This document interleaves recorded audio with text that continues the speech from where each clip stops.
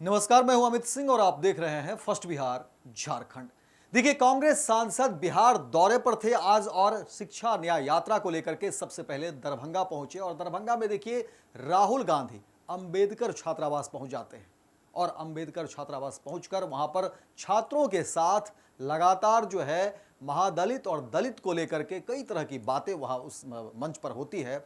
लेकिन राहुल गांधी की इसी बीच कहा जा रहा है कि मुश्किलें बढ़ गई है, क्योंकि अंबेडकर छात्रावास में जाने के लिए राहुल गांधी को अनुमति नहीं मिली थी और जैसे ही राहुल गांधी दिल्ली पहुंचते हैं, अब कहा जा रहा है कि राहुल गांधी की मुश्किलें जो है वो बढ़ गई है, क्योंकि राहुल गांधी के ऊपर जो है केस दर्ज हो गए हैं। आपको बता दें कि राहुल गांधी इससे पहले भी बिहार दौरे पर आए थे और उस समय भी राहुल गांधी ने कहा था कि देखिए, कांग्रेस की जो नीति है अब वो बदल जाएगी। इसको लेकर के उन्होंने कहा कि देखिए, संगठनात्मक जो है कई सारे फेरबदल भी हुए। उन्होंने कहा कि देखिए, आपको दिखा भी होगा कि हमने अध्यक्ष को बदल दिया, कई सारे जो है संगठनात्मक फेरबदल भी हुए हैं। इसके अलावा राहुल गांधी ने कहा कि बिहार में कांग्रेस इस बार विधानसभा के चुनाव में नई नीति के साथ जो है मैदान में उतरेगी और अंतिम पंक्ति पर जो लोग हैं उन्हें ज़्यादा से ज़्यादा भागीदारी कांग्रेस में मिलेगी। और लगातार देखिए, राहुल गांधी जो है बिहार दौरे पर हैं, लेकिन इस बार राहुल गांधी जब बिहार दौरे पर आए तो देखिए किस तरह की खबरें निकलकर सामने आई।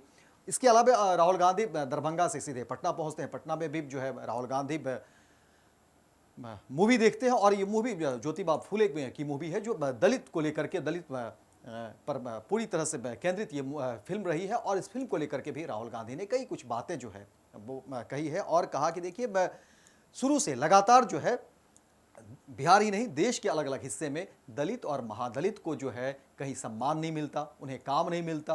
यही एक बड़ी वजह है कि आज जो है ये समाज पूरा का पूरा हाशिए पर है। और इस तरह की नीति के साथ लगातार राहुल गांधी जो है अपने भाषण में भी उन्होंने बात रखी है। लेकिन सबसे बड़ी परेशानी देखिए राहुल गांधी की, जब कहा जा रहा है कि दरभंगा में जैसे ही राहुल गांधी पहुँचते हैं, अंबेडकर छात्रावास पहुँचते हैं और वहाँ पर दलित जो है छात्र होते हैं, उनके साथ वो बातचीत करते हैं और मंच पर बुला करके उन्हें संबोधन करने के लिए कहते हैं और कहते हैं कि आप बताइए कि क्या कुछ परेशानी है यहाँ छात्रावास में, दलितों को लेकर के क्या कुछ है, मीडिया को लेकर के कई सारे सवाल जो है वहाँ पर उठे। लेकिन अब सबसे बड़ी परेशानी की बात कही जा रही है कि देखिए, जैसे ही राहुल गांधी दिल्ली पहुँचते हैं, लेकिन उससे पहले ही जो बड़ी खबर निकल कर सामने आती है उसमें कहा जा रहा है कि राहुल गांधी के ऊपर जो है केस दर्ज हो गया है। और आपको पूरी खबर भी बताते हैं कि आखिर क्या कुछ हुआ है उसमें पूरे मामले में। आपको बता दें कि देखिए, जैसे ही राहुल गांधी दरभंगा पहुंचते हैं, वहां कहा जा रहा है कि इसमें 20 लोगों को नामजद किया गया है और 100 अज्ञात के खिलाफ भी जो है कहा जा रहा है कि प्राथमिकी भी दर्ज कर दी गई है। राहुल गांधी की मुश्किलें एक तरफ बढ़ रही है, तो वहीं दूसरी तरफ कहा जा रहा है कि राहुल गांधी ने कहा कि देखिए, इन सब बातों से मुझे कोई बहुत अंतर नहीं पड़ता है। हम जिस अभियान के तहत आगे बढ़े हैं वो अभियान जारी रहेगा और हम डरने वाले नहीं हैं। इस तरह के केस जो है ये श्रृंगार है, इससे कोई फ़र्क नहीं पड़ता है। जिसमें न्याय के साथ जो है हम लड़ाई लड़ रहे हैं, वो लड़ाई हमारी जारी रहेगी। हम दलितों के उत्थान और दलितों को शीर्ष पर पहुंचाने की बात लगातार राहुल गांधी करते हैं। हालांकि बिहार में इसी वर्ष विधानसभा के चुनाव हैं और राहुल गांधी का इस बार का जो एजेंडा है, जिस तरह की नीति वो अपना रहे हैं, देखना दिलचस्प होगा कि आने वाले समय में राहुल गांधी बिहार में किस तरह से वोटरों को गोलबंद करते हैं। क्योंकि बिहार में महागठबंधन को लेकर के एक अलग ही सुर है। अभी भी तेजस्वी यादव के सीएम चेहरे को लेकर के जो है पेच फंसा हुआ है, लेकिन राहुल गांधी लगातार बिहार पर अपनी नज़रें जो है वो टिकाए हुए हैं और दलित और महादलित को लेकर के एक नई राग जो है बिहार की राजनीति में राहुल गांधी ने छोड़ दी है। देखते हैं क्या कुछ निकल कर सामने आता है, लेकिन एक बार राहुल गांधी की मुश्किलें बढ़ती हुई जरूर दिख रही है। ये आज जो राहुल गांधी आए थे और सभा किए जहाँ अनुमति नहीं थी, पुलिस क्या इसमें कोई कार्रवाई कर रही है? जैसा आप लोग जान रहे हैं, जो प्रस्तावित और परमिटेड जगह थी वहाँ न जाकर कहीं और सभा की गई है। उसी के फलस्वरूप प्रखंड कल्याण पदाधिकारी मजिस्ट्रेट के रूप में तैनात थे, उन्होंने 3 BNSS के उल्लंघन के लिए केस किया है और दूसरा केस किया गया है जिला कल्याण पदाधिकारी के द्वारा। उन्होंने किया है मेडिकल छात्रावास में जहाँ परमिशन नहीं दिया गया था, वहाँ जबरदस्ती घुसकर कार्यक्रम। किन किन लोगों के ऊपर सर किया गया FIR? नामजद कितने लोग हैं और कौन कौन है? लगभग 20 लोग नामित हैं और 20 से 25 अज्ञात हैं। कौन कौन लोग हैं सर? माननीय नेता प्रतिपक्ष लोकसभा राहुल गांधी जी भी हैं, कांग्रेस के अन्य नेतागण हैं, विधायक भी हैं, जिला प्रभारी हैं और भी कई गणमान्य लोग हैं। क्या क्या हो सकता है सर जो इसमें धाराएं लगी है उसके अंदर? एफआईआर में जो सुसंगत धाराएं हैं उनके अंतर्गत कार्रवाई की जानी चाहिए। बेलेबल सेक्शन है, नॉन बेलेबल सेक्शन भी है इसके अंदर? 7.5 साल से कम वाले हैं, अभी उस पर चर्चा हो रही है। का उल्लंघन हुआ है आपके इलाके में, क्या कहेंगे? जो राहुल गांधी आए थे उस पर क्या क्या हुआ कानूनी एक्शन?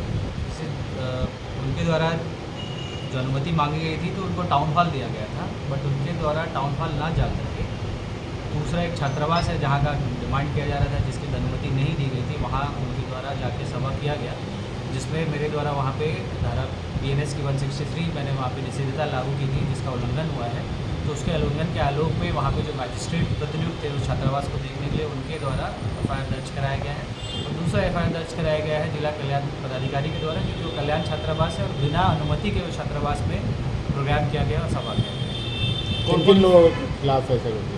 नामजद लगभग 20 लोग हैं और अज्ञात कम से कम 100 लोग हैं। उसमें अपने माननीय लोकसभा सांसद राहुल गांधी जी हैं, आपको यहाँ के MLC हैं, MLA भी हैं और कुछ प्रेसिडेंट भी हैं कांग्रेस के। तो क्या लगता है सर जो उन्होंने किया वो एक तरह से उस्काने वाला काम था, कानून हाथ में लेने वाला जैसे काम उनको था? और उनके पार्टी के लोगों को कम्प्लीटली ब्रीफ किया गया था कि आपको टाउन हॉल दिया गया है, कल ही बता दिया गया था, उसका ऑर्डर भी निकला था, उन्होंने ही आवेदन भी दिया था कि हमें टाउन हॉल अलॉट किया जाए, जो कि टाउन हॉल उनको अलॉट किया गया था। उसके बावजूद भी पता नहीं किन कारणों से वो टाउन हॉल नहीं जाके छात्रावास जाना चाह रहे थे, जो कि प्रतिबंधित था, क्योंकि वो Z+ सिक्योरिटी भी है, तो हमें मैजिस्ट्रेट और पुलिस प्रतिनियुक्त करना होता है। तो अकॉर्डिंगली हम लोगों ने एयरफोर्स से अपना टाउन हॉल तक ले पुलिस और फोर्स मैजिस्ट्रेट प्रतिनियुक्त किया हुआ था, लेकिन वो इतर उसके चले गए जहाँ पे पुलिस प्रतिनियुक्ति नहीं थी और मैजिस्ट्रेट नहीं था। उनके साथ साथ बाकी लोगों के लिए भी ये चिंता की बात है। आप सर लगातार साथ चल रहे थे उनको, मैं उनसे लगातार यही कह क्या रहा था बातें कि हो सर रही उस थी? स्थल पे BNS 163 लागू है, 200 किलोमीटर की परिधि में ना जाए, नहीं तो फिर मजबूरन क्या है उसमें FIR दर्ज कराना पड़ेगा। मेरे द्वारा उनको बार बार इसी चीज़ की बताई जा रहा था उनको कि सर वहाँ नहीं जाया जाए, आपका ये स्थल टाउन हॉल है, कार्यक्रम वहाँ जाएगा। पहली नज़र में क्या लगता है सर क्यों आखिर उन्होंने इस तरह से कानून का उल्लंघन यहाँ है? मकसद क्या उनके अंदर चल रहा था? ये मैं नहीं कह सकता। पनोरमा ग्रुप, जो सोचता है वो करता है। आपके अपने सपनों का आशियाना। ये लो मुंह मीठा करो, आज मैंने अपना जॉब छोड़ दिया, अब हम पूर्णिया वापस जाएंगे। जॉब छोड़ दिया है? मतलब ये घर कैसे चलेगा? हम करेंगे क्या? और माँ बाबूजी क्या बोलेंगे? इसलिए मैं एक और मिठाई का डब्बा लाया, अपने बिजनेस के लिए लोन अप्रूव हो गया। अरे लोन अप्रूव हो गया वो तो ठीक है, लेकिन पूर्णिया में हम रहेंगे कहाँ? अपना घर भी तो नहीं है वहाँ। इसलिए तो एक और मिठाई का डब्बा अलग से लाया हूं, हमने पूर्णिया में घर ले लिया है, पूर्णिया के E-Homes पैनोरमा में। पूर्णिया में पैनोरमा ग्रुप लेकर आए हैं E-Homes पैनोरमा, बड़ा घर, आलीशान जिंदगी और अत्याधुनिक सुविधाओं के संग। अरे अब क्यों मुंह मीठा करवा रही हो? क्योंकि हम घर वापसी जो कर रहे हैं। घर वापसी की खुशी पूर्णिया में E-Homes पैनोरमा के संग। E-Homes panorama, luxurious lifestyle redefined.